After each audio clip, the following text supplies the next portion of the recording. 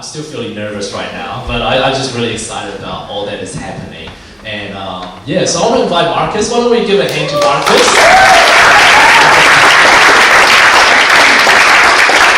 And I won't introduce him because he probably will introduce himself as he shares. So. I didn't think I'd be up here so fast. Okay, well, I'm not a big fan of public speaking, so I don't think there's so many people here as well, so we'll get started. My name is Marcus, okay, and yeah, so I've been in this church for about 9 to 10 years. I started off coming to Unite, which is our youth group back in the day, and yeah, so a bit about my faith background. I grew up in a non-Christian family, but I'm so thankful that my family is actually here. So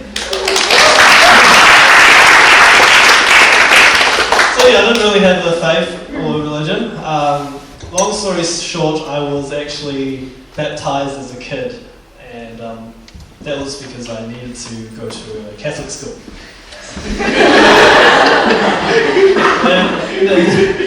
And now I just feel like it's a whole process of people speaking to my life and also events that God has probed into my life to lead me to take a second dip. So, yeah, there's a lot of familiar faces, friends here, so I'm really happy that you're all here to just be here and witness this moment. But yes, most of you might know me, whether that's for my shoes or the guy on the stage that you can never hear even though he's a worship leader, or the mildly socially awkward guy that smiles a lot. Okay, and if you know me personally, I'm the kind of guy that's always in my head. I'm actually quite introverted and yeah, so public speaking, no. And I'm always thinking about things, and sometimes that does get the best of me. So as a kid, I was quite inquisitive, to put it nicely. I was baptised at 5, and I was speaking to my parents not too long ago about my first baptism, and they said it was more like an exorcism than a baptism.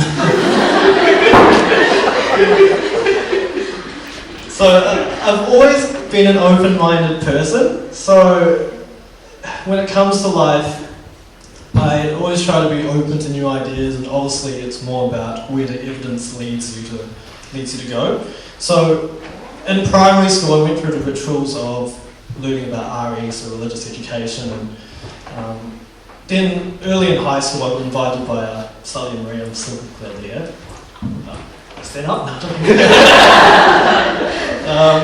And yeah, at the time, I think I was year 10, it's a lot about just thinking about where my life is going, because puberty, and obviously just trying to realise what my purpose was.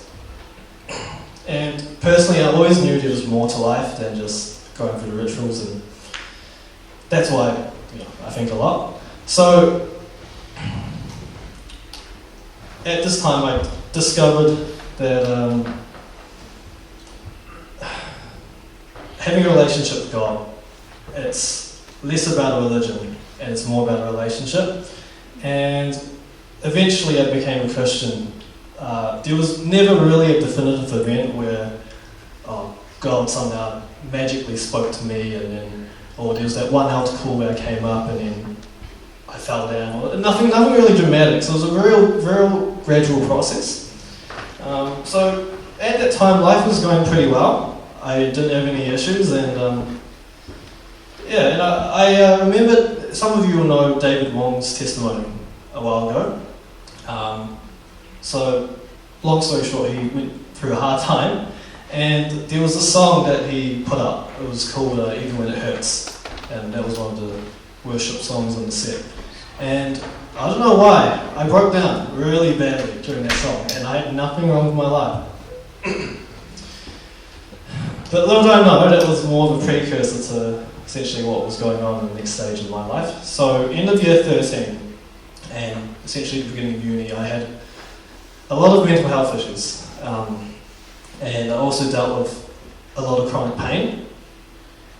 And I really wish I could say that there was a miracle, there was a healing of some sort that God brought upon me, but that never really came, in a sense. And I remember Ben Wong here, he always told me that No, when you have a relationship with God, it's a special relationship with God. Every relationship you have with God, no matter who you are, it's different. It's unique. And many times during this time, I always contemplated that I'll give up on life. But in the end, it's always hope that kept me alive, as well as the people that God placed in my life. So the truth is, every now and then I still struggle with these things. It's never really gone from my life, but like I said, it is really the hope that exists that keeps me standing right here. So this past week has actually been quite tough. I don't know if it's because it's leading up to baptism, but yeah, a lot going on. I won't go into details, but it was quite cool actually because you guys know what YouTube Shorts are? Yeah, so it's a new feature on YouTube, and I don't know Justin Yow's here, but shout out to Justin Yow for his channel Story Bites. He's got some cool YouTube Shorts there. And I stumbled upon this YouTube short. It was called "Hear God Speak Within 30 Seconds," and I'm quite a skeptic. I've never been that kind of guy to just believe anything I hear. I'm always very critical but open-minded at the same time. So I decided to watch the video, how to hear God speak in 30 seconds. So in the beginning he was just praying, pretty general, and he told us that God speaks in many ways, blah blah blah. I can't read it already. And then what happened is that when he said, "Okay, you're going to hear God speak now," I wasn't expecting anything realistically, and then a notification came up on my phone. And it's one of those motivational apps, and to be honest, I don't even read it. But it came up, it popped down just as he said that, and it said, "You're doing a good job." And I think that's what I really needed to hear, because, yeah, I broke down again. But anyways, the last thing regarding all this is that I don't like attention. I don't like sympathy either, because I don't think anyone with mental health issues really, appreciates that kind of thing. But I feel like as Christians we have the responsibility to be transparent, because the idea is that all of us, we're not Christian because we're holy people. We're Christian because we're all broken, we're all fallen, and that's why we're in need of a saviour. So I've fallen many times in my life. I'm nowhere near perfect. You guys might see me worship leading, but it doesn't mean I'm any better than you. And I've been distracted. I've been focused on the wrong things. But in the end, one thing that I go back to a lot of the time is just how do we know if a crooked line is crooked unless we know what a straight line is? So why am I getting baptized? Well, first of all, it's a proper declaration of my faith. Hopefully it's a new chapter in my life with him, such as, I'm trying to get my life back on track. And also, that is just where my hope is, because in the end, after all my searching, I try to go where the evidence points me to, where the evidence leads me, and in the end, I feel like God is the answer. And it took me a while to get there, but I'm glad I'm here. So I'll just finish off with this verse. It says, "Your word is a lamp for my feet, a light on my path." Thank you, guys.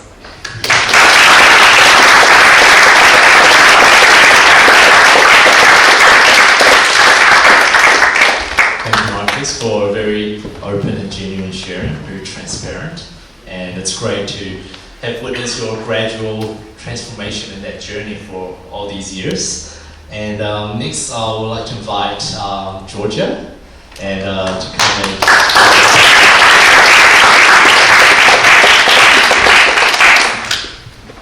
Hi guys. Hi. Hang on, I did a bit of copy and pasting, and it's all over the place. So bear with. Okay. So I'm Georgia. Some of you guys might know me as Jack's sister, but that's okay. So here's a little bit about me and what brought me to my decision to get baptised today. Well, I grew up in a Christian family, went to a Christian school, went to church every Sunday. So like basically everything around me and what I knew was like very Christian, which is great. So yeah, I'm kind of like Marcus. I never really had a defining moment where like I didn't ever go up to an altar call and be like, yes, I want to give my life to you, because I think like my first memory of ever talking about like giving my life was probably when I was maybe like 7 or something with my brother in the backyard. So you know, it was just, I always have believed in God. But someone who greatly influenced me with my faith, probably going to cry, so I've got the tissues, was my nanny, or my grandma. Damn it, okay. Anyway, so she was diagnosed with cancer back when I was like 10, I think. And this was very hard for like my whole family, because we all thought she was really like healthy, because she'd go on walks every day, and yeah, but unfortunately cancer can come to anyone. And during the times when we would visit her in the hospital, she would always ask me to read her the Bible, and she'd always get me to read Ruth, which is one of my favourite books to this day.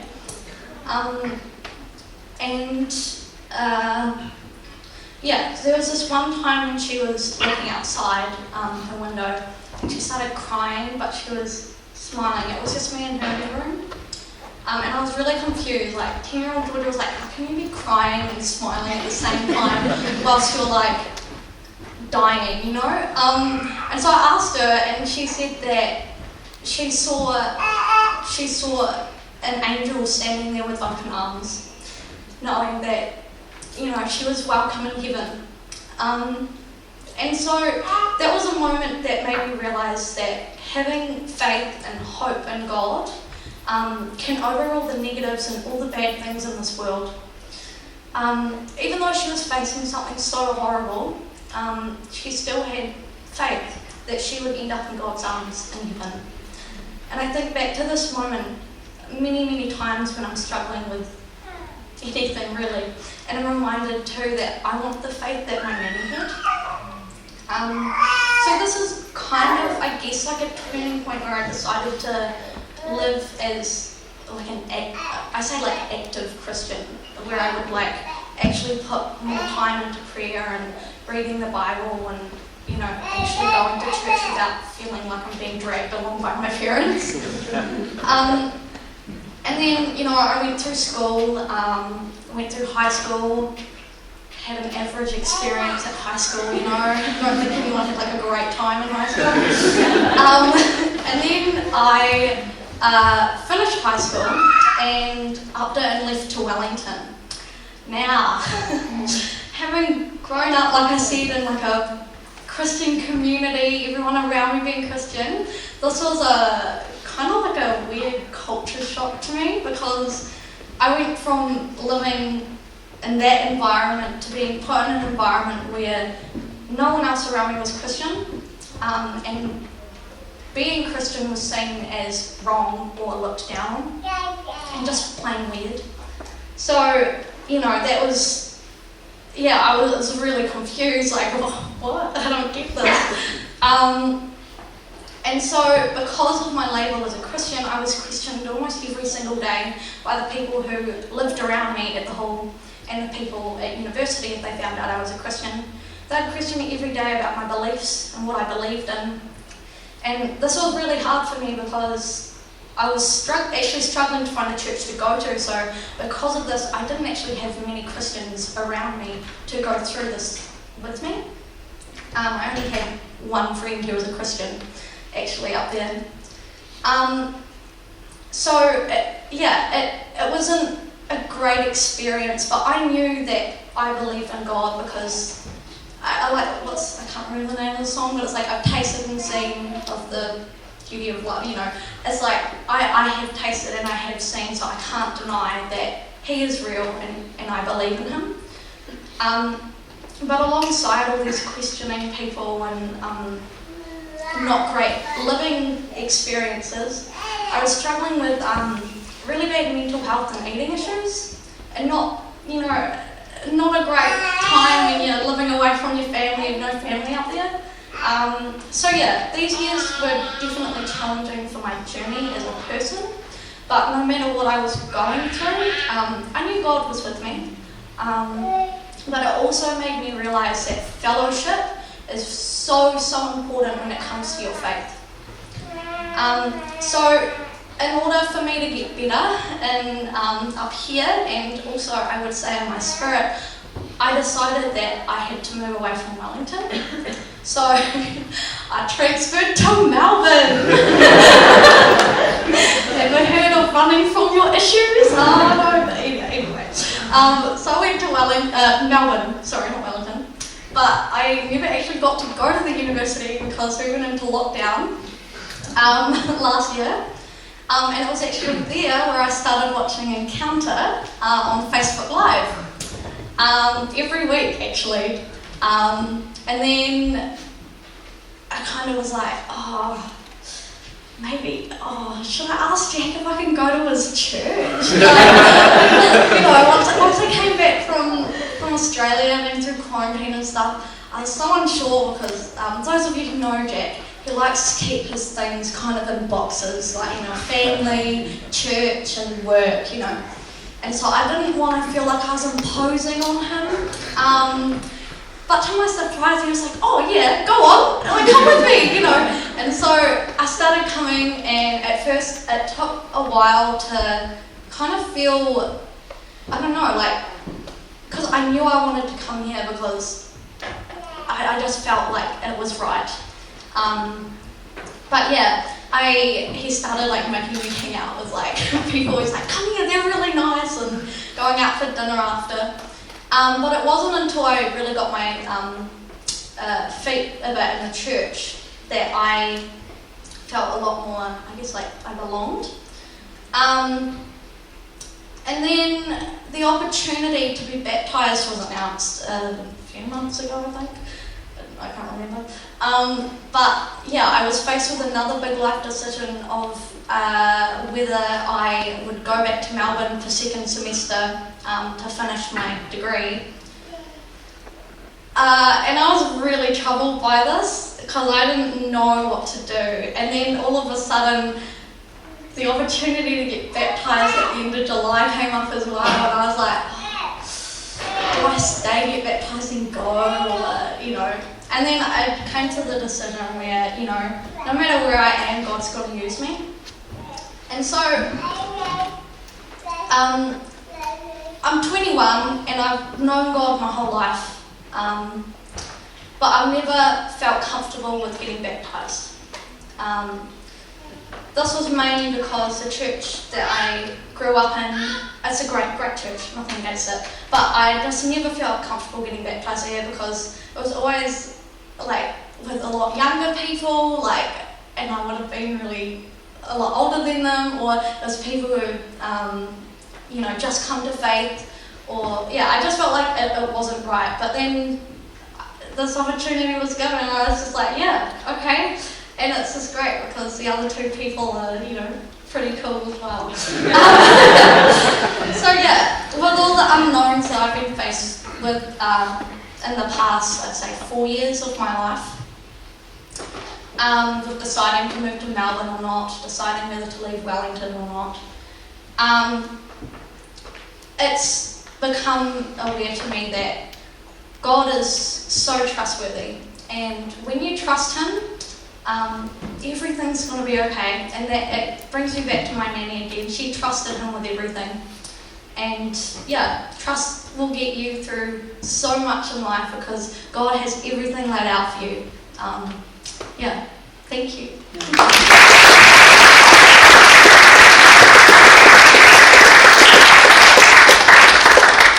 I reckon everyone who starts by saying, I don't like public speaking online these days.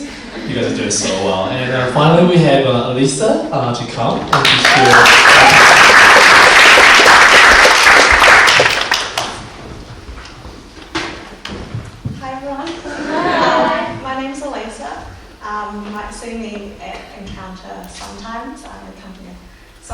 times, but I'll probably explain why later on. So I grew up in a non-Christian family, but probably the first time I heard about Christianity was when I was in primary school. There was a year where this person would come every single week and kind of talk about Jesus and Jesus' birth. And that was a very faint memory. It did feel a lot like just stories. So after that year, I didn't really think about it too much. But yeah, fast forward to high school, I think that was where I kind of grew a little bit more. So when I was in high school, I had a couple of friends that asked me if I wanted to go to the Spraydon church youth group. And then when they invited me, I was like, oh, maybe not. I'm not Christian. It would be like kind of strange if I kind of turn up when I don't have the same faith. But yeah, after a couple of times of them asking me to come, I said yes. And after that, I kind of just continued to go because it was actually pretty fun. And it was free food, so yeah. And so a year later, my friend Carmen, she invited me to Unite, which is the youth group at this church. Yeah, and so I think when I started coming to Unite, that was when my faith went to listening to sermons and like listening to sermons as stories and going to youth group for like fun and company, transitioned into wanting to know more. Yeah, so growing up, I was like a person that would just kind of go with the flow, whatever, and then I would just be like, oh yeah, okay. Or yeah, I just like accept like things that people say, like the people that I interact with at school, my peers, what we see on media and social media. And I'd say that influenced like my worldview at the time. And I never thought to question it too much just because, you know, like the general public kind of, this is what they think, so this is what I should think.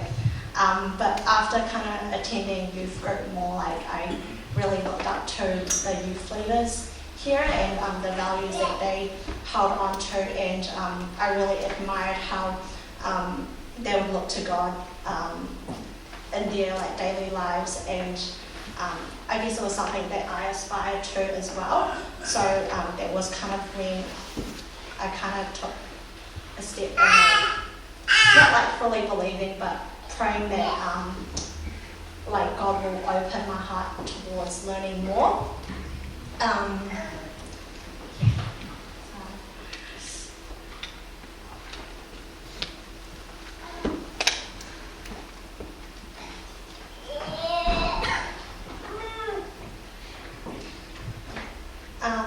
So after that, after youth group, I went off to uni, and I didn't really have like quite the same type of people around me anymore, like the same youth leaders that I go to for advice or questions or look up to in the same way. But along the way, I did meet some like amazing friends that I journeyed together with. And I think that's when my faith transitioned into kind of finding my faith for myself as well, in my daily life, in my struggles, in my milestones. Yeah, although I didn't really go to church like in Bible study and all those every single week consistently in uni, I think like there were times where I like took steps and journeyed with God that were significant. So that's kind of like a brief on my journey in faith. And so actually I've wanted to get baptized since I was in high school, but due to like various reasons, because my family is not Christian and they were kind of opposed to the idea of me getting baptized before a certain age. I guess I didn't really go ahead with it, and then throughout uni I just didn't have an opportunity to get baptized, or I just didn't feel right at the time. So yeah, so that's why I haven't been baptised yet. And then so I've been coming to Encounter sometimes on my weekends off because I actually work in Timaru and I come to Christchurch every other weekend or so to come back to spend time with family and come to this church. And so I think it was like about a month and a half ago that I came to church and Alan was like, oh, we're doing baptism, guys. And I was like, oh yeah, maybe, because I hadn't thought about it in a long time. And then like a couple of weeks after I came to church again, and then Alan was like, yeah, we're having baptism, guys. I'm like, oh yeah, I think I should get baptized. Like, I should message Alan. Yeah, and then Monday came along, and I was like, oh yeah, I should message Alan, eh? And then it's just like a thought that passes you, and then, so Tuesday came along, and I was like, oh yeah, I should message Alan. And then Wednesday came along, and I was at this kind of Bible study thing in Timaru, and they were talking about baptisms, and then I was like, oh, I need to message Alan. Yeah, so obviously I messaged Alan eventually, that's why I'm here. Yeah, so thanks for letting me late notice.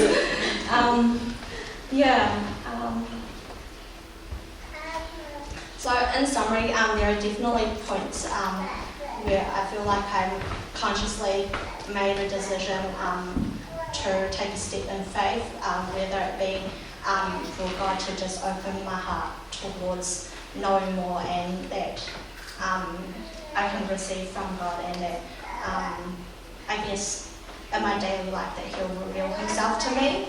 And then a couple years later, during high school, I felt like I got to a place where I felt like I really do believe in Jesus and in God, and I did pray that like no matter where I go in life or where life drifts me, that He can still be the centre of my life, and the decisions I make and how I live. So today I feel like baptism is like kind of like another mini step for me in my faith. It's kind of scary talking here, but I'm quite happy that I can share a little bit about me and my faith in front of you guys. It wasn't like an overnight thing for me, but to me it was kind of just steps that are made along the way, and I hope that I can continue to take steps in faith. And that's all. Thank you.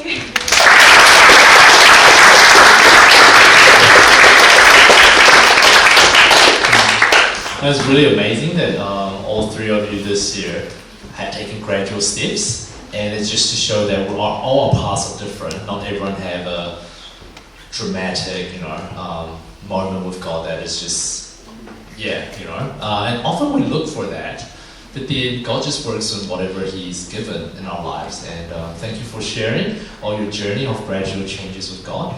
We're going to go to really the exciting part, as to see them dunk into the pool. And so